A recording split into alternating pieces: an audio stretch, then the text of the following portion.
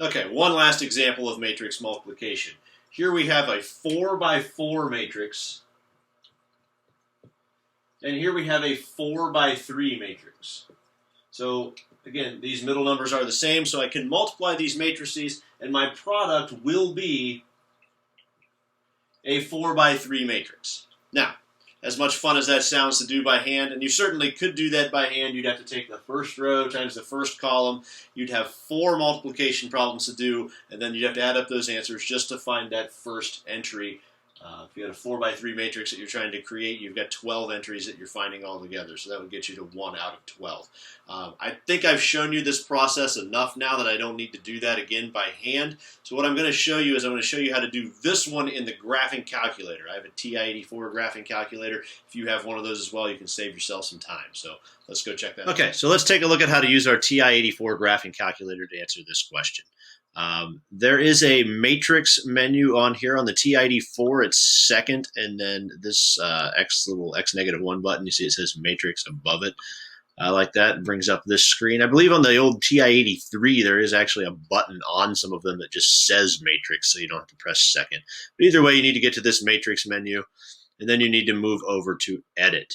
So I'm going to go ahead and just select matrix A that I want to edit, and I'm going to put my first matrix in, which was a 4 by 4 matrix. So you have to know the dimensions to be able to do this in the calculator. So you're just, right now this is set as 1 by 1.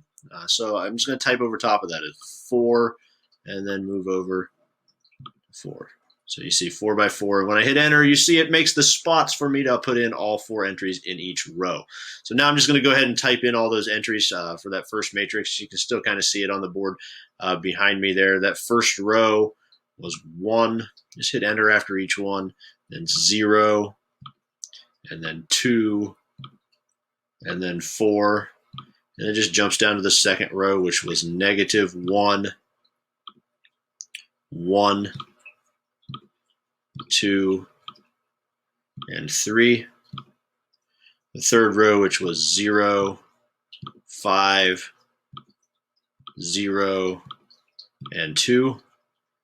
And the fourth row, which was 1, -3, -2, and -1. Make sure you hit enter after that last entry or else it doesn't type in. So that matrix is now typed in as matrix A. That was the first one. So I'm going to go back to second and then that matrix button to get back to this screen. You can see matrix A is stored there as a 4 by 4 matrix. I'm going to move back over to edit, and this time I'm going to go down and select matrix B. Matrix B being my second matrix, which was a 4 by 3 matrix. Again, you need to make sure you know how to accurately tell the dimension to be able to do this. And then I'm going to put in those entries. So the first row was 3, 0, and 2. The second row was 5, 2, and 3. Again, I'm just typing each one of these and pressing enter after each one. The third row was -1, -3, and -2. And finally, the last row was 0, 4, and 7. Again, make sure you hit enter after that last entry. And those are all typed in now. So I'm going to go back to the home screen. I'm just going to hit second and quit. I'm going to make sure this is cleared out. And then I'm going to go get my 2 matrices that I just typed in by going back to that matrix menu. So second and then back to matrix. I'm going to select matrix A right here from the names. And then times. And I'm going to go back to the matrix screen. And this time I'm going to go down and select matrix B where I put those other numbers.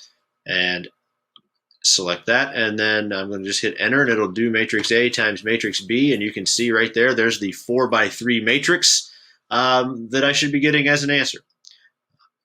Notice I used the calculator to do that.